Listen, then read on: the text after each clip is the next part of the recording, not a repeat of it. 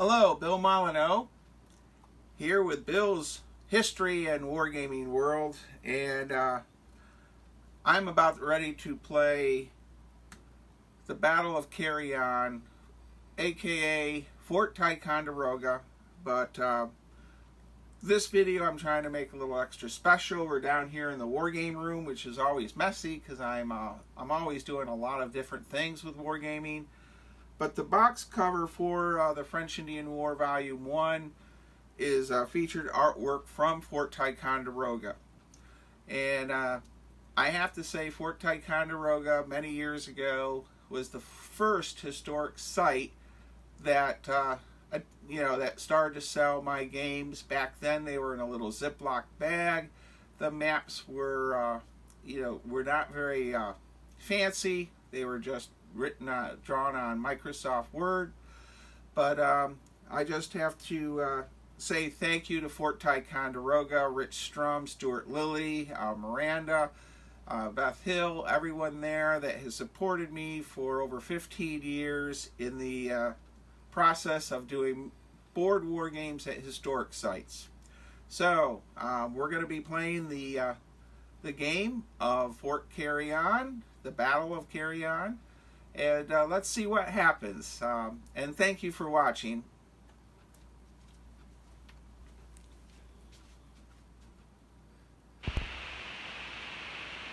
All right, well, I'm going to be actually spending some time on this game.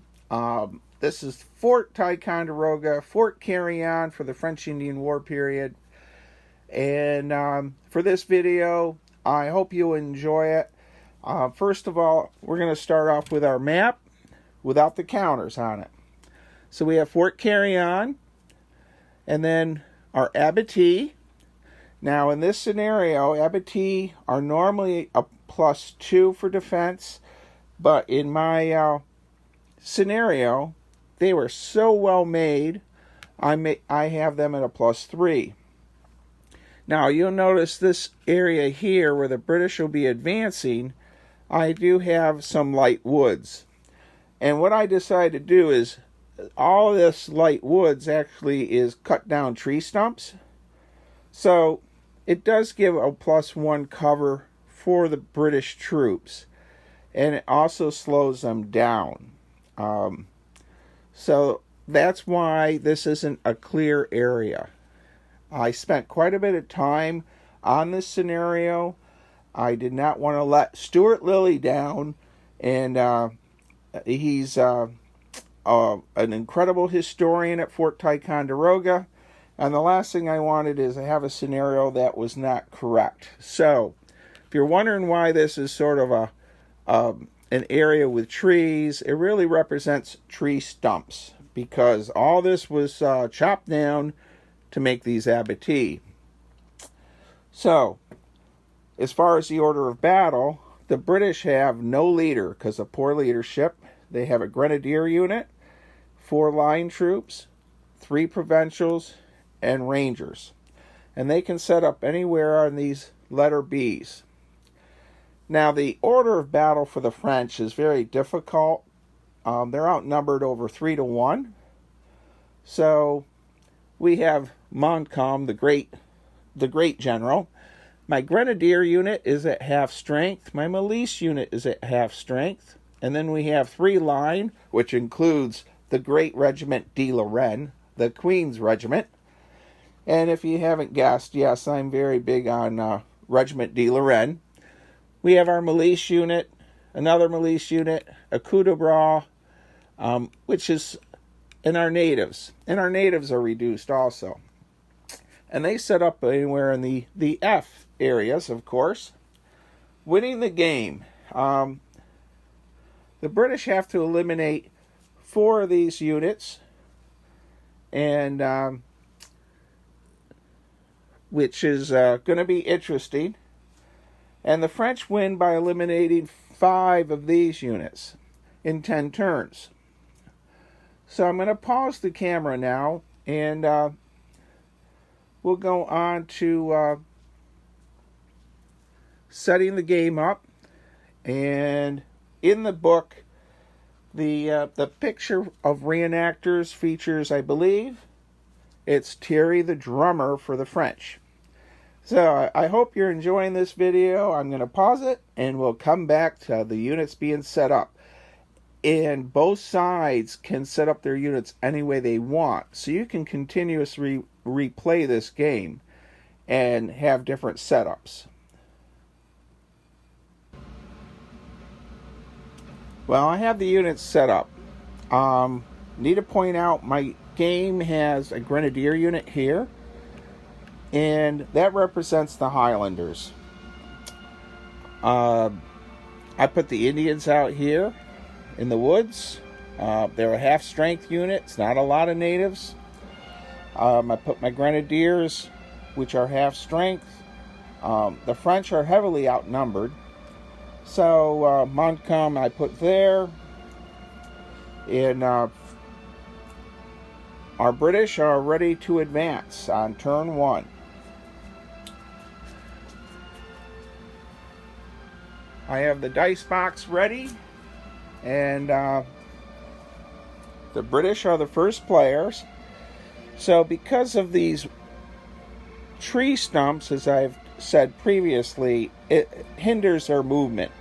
So this movement of 2 is actually a 1 because it costs 2 movement points. So Rogers Rangers has a green 3, so they're going to advance right up to there.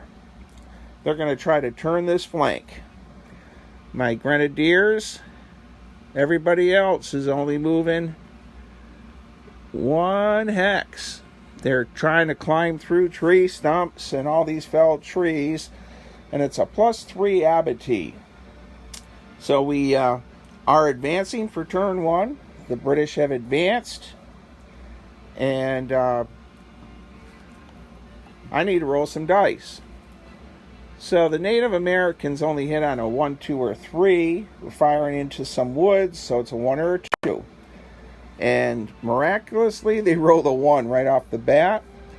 So they've been reduced. The Marines now get to fire, and they needed a 1 through 4 because of the cover. They rolled a 6. Now, Rogers Rangers there, they need to check on morale. And they failed with a 9.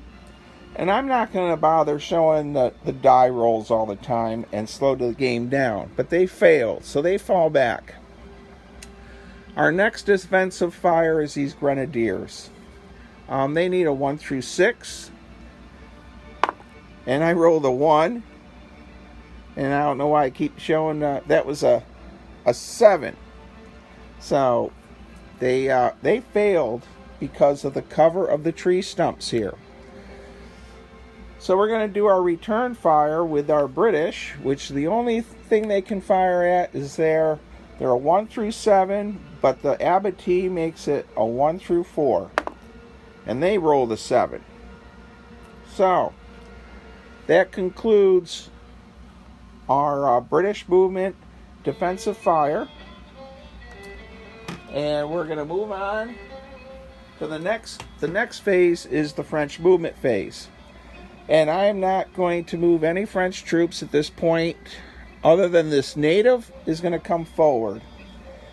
I don't know if this is foolhardy or not, because Rogers going to fire at them with a 1, 2, or 3, and they failed with a 7. And we have our Grenadiers here. So our line unit is going to fire there. And they failed. They rolled a 5.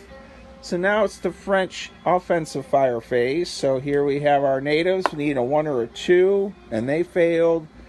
And the Grenadiers firing on the line. And they rolled a 1. So this line unit's been hit.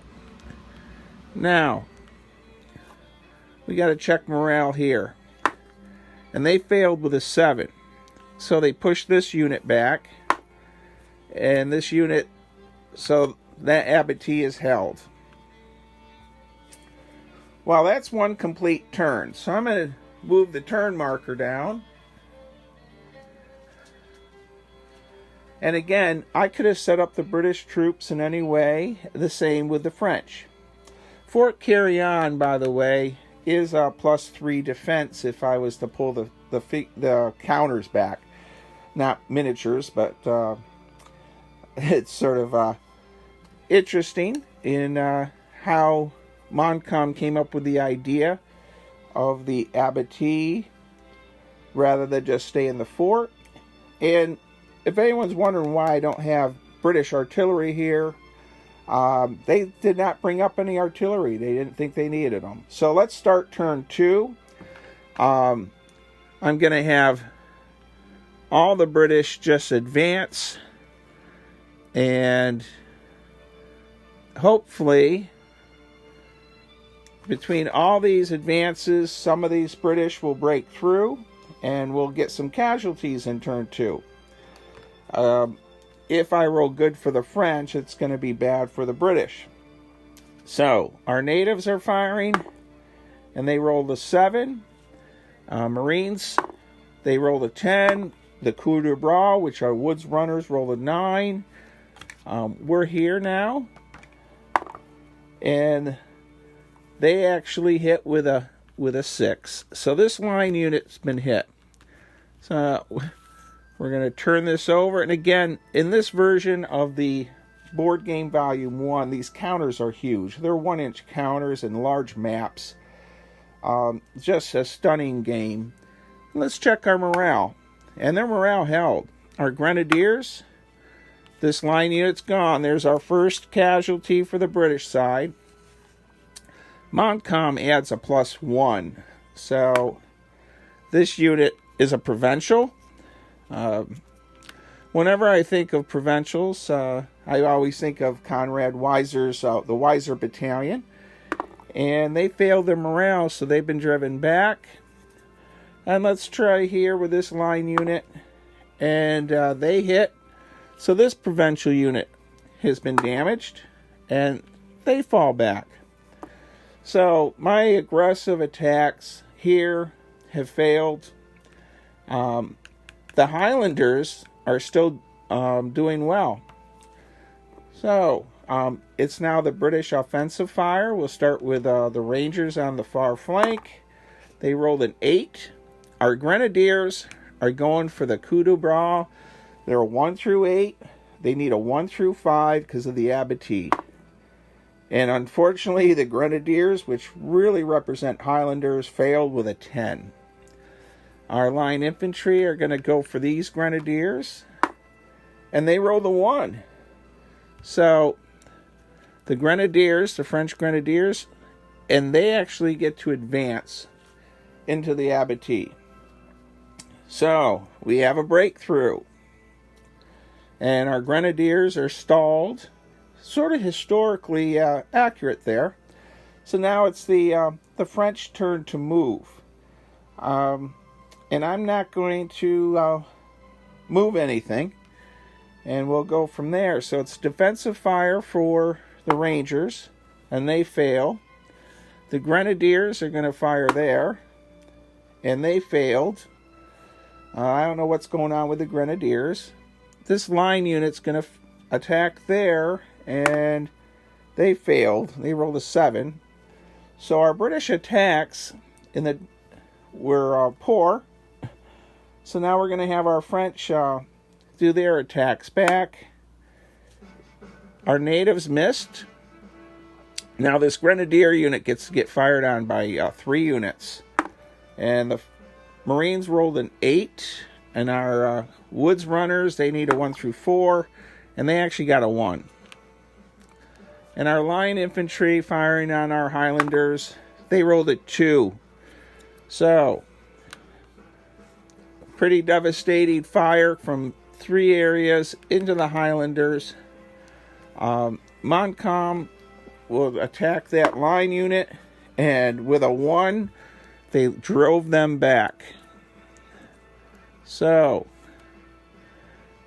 now, I don't have enough counters to cover my line, so in my movement phase for the French, I'll probably move things around. So that's the end of turn 2. We're going to turn 3. Our losses are 3 British to 1 French. And the French have to eliminate 2 more units yet. So let's see what happens. It's the British movement phase, and it's looking grim in a way, but we are going to advance again. And because of the slow movement through these tree stumps, now I'm not going to advance these half-strength provincials. I'm going to try to head forward, and so my line is here. And when you're playing solo, of course, it makes it more difficult to outguess yourself, which way you'd go.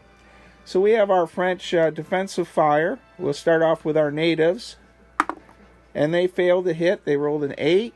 Our French Marines, and they failed to hit this line unit. And that's all we have for our French defensive fire. So our British offensive fire, well, we rolled a 1 for the Rangers, and that eliminates the natives, and the Rangers have advanced. Well, we have a flank attack going on here, and our line infantry after the Marines, they need a 1 through 5, and they failed with a 7. So they're still engaging there. They see a lot of dead Highlanders in the abattis. So now we're in the French phase for their movement. Well, I'm going to fall back my Marines, and I'm going to move Montcalm to there, and I'm bringing the milice. So I got milice, and once again, milice are your French militia. And I brought this up in a couple videos. I gave them a movement value of 2 with no bonus in the woods. And I've taken a lot of flack over that. So if you want to make that, when you have your own game, you want to make that a 2 green, that they can move through the woods better, please do so. Or a 3 green like French Marines. The milice, some people feel they were as good as Rogers Rangers, and other documentation, not so much. As a game designer, I did the best I could to try to be as accurate with these units' statistics. So our French have moved, there's no firing going on, and we're going to go on to turn 4 of the Battle of Carillon. So, I can't lose too many more British units. I'm going to send this line unit up, and I'm going to risk this, but I'm going to try to turn the French flank here, and I'm going to advance there. I'm holding these 2 back. The reason is I don't want to lose them, and I'll lose the game. So we're going to do our French firing. The French Marines firing at Rogers, and they rolled an 8. Our coup de bras firing at that line unit, and they failed. They rolled a 4. So Montcalm here, giving orders to fire like mad. I took a tour of this battlefield with Stuart Lilly, gave a walking tour of the battlefield, and it was a phenomenal tour. So they're right now throwing hand grenades over and everything else they can. And Regiment de Lorraine probably is this line unit that's firing, because they rolled a 1. And that line unit also failed its morale. So it falls back. Well, let's see what happens with the milice. And they failed to hit. So it's the British fire phase. The Rangers are firing, and they rolled a 9. So they failed to hit these Marines. Our line infantry is going to try to take that Marine out, and they failed with a 10. Now, these provincials, if they can take these Marines out, or this milice, it would be really good, but they failed to do so. They rolled a 10. Boy, so that's where we're at. It's now the French movement phase. Any French unit that's still adjacent to a British unit will be getting fired on. And I really have no choice. I'm just going to have to hope over here that the French hold out. So the Rangers are firing, and they rolled a 10. The line unit is firing, and they rolled an 8, which is a fail. Really needed to, well, our provincials rolled a 4. Show that 4. So this milice has been hit. No, they have not. They needed a 3. This is a +3 abattis. So with the +3, they're fine. Almost made a play mistake there. So our French are going to fire back. We'll start off with the Marines. They failed with a 6. Our coup de bras. They failed with an 8. Well, let's see if the milice can hit this provincial unit. And they failed with a 6. Well, we're sort of at a standoff. I'm going to move the turn tracker to 5 for the Battle of Carillon. And I don't know if Stuart Lilly will actually ever watch this video, but it'd be interesting to see what he thinks. So right now we're in the British movement phase, and in my rules you can advance, but if you next to a unit, but once you do, if you're still adjacent to a unit, you have to stop. So these provincials are actually going across the abattis, and I'm going to risk this, and I'm going to continue to try to push the flanks. These are all reduced values, and I'm already at 3 losses. If I get to 5, the British lose. And I'm going to leave the Ranger there, and we're going to have the French fire. So the Marines are going to fire with a 1 through 4. They roll an 8. And the coup de bras, Woods Runners, they rolled a 6, which is a fail. And the Marines, or I mean the milice, they're going to need a 1 through 4. And if they don't knock out these provincials, it's going to be an issue. And they finally rolled a 3 for a hit. So the provincials have been hit. And let's see what their morale is. Now their morale failed.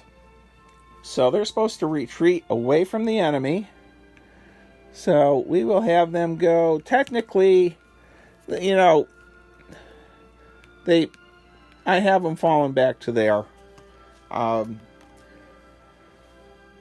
So that's how we end this British attack phase with defensive fire. So we're going to now have the Rangers attack, and they roll the 1. So our French Marines are now gone. So the British need to take out 1 more unit, and the French need to take out 2. So we have a change of battle here. And our coup de bras are firing, and they scored a hit. So our line unit here has been hit in the woods, trying to turn the flank, and they failed their morale. So they fall back to here. So the center of our French line is holding, but our flanks are starting to crumble. It's now the French movement phase. And you know, if I move next to something, I get shot at first. So I'm going to take a gamble to pretty much stay where I'm at. I was thinking of coming out here with Montcalm to try to take a unit out, but why leave a +3 defense? We'll stay where we're at. So there's no defensive or offensive fire, so we're going to turn 6 now. And hopefully you're not getting bored with this video. I realize it's going to be a lengthy video, but this is for for the Battle of Carillon, and yeah, it's Fort Ticonderoga. So it is the British movement phase, and the British are going to try to turn these flanks, and I'm sending everything in this time. I just need to kill one French unit. We'll see what happens. So the coup de bras is going to fire at the line, and they scored a 3. So we lost a British unit.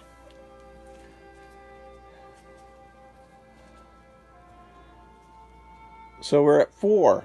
The French needed to eliminate one more. This is a 1 through 7.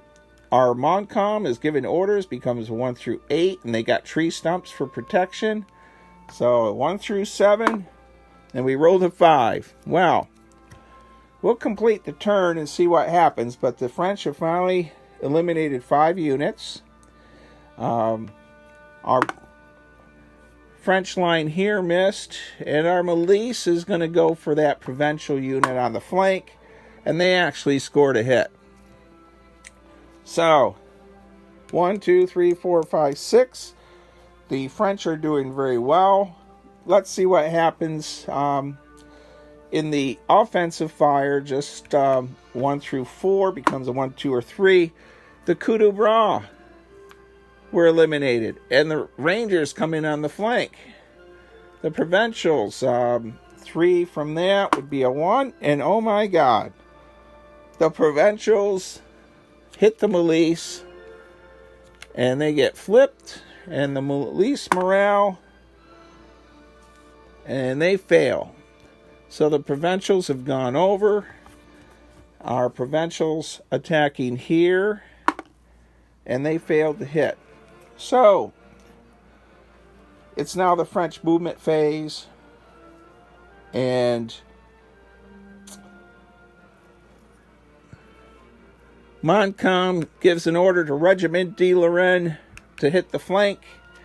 The Rangers are going to fire in their defensive phase, and they score a hit on this line unit, Ladakh probably, and they fail the morale and fall back.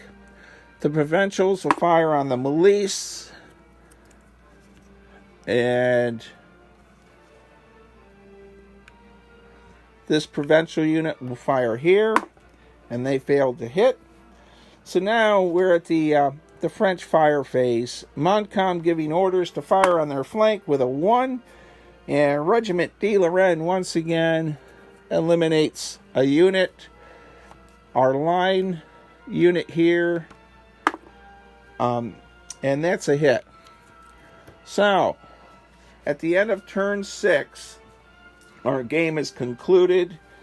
I played to the end to see how, for the victory conditions, 1, 2, 3, 4, 5.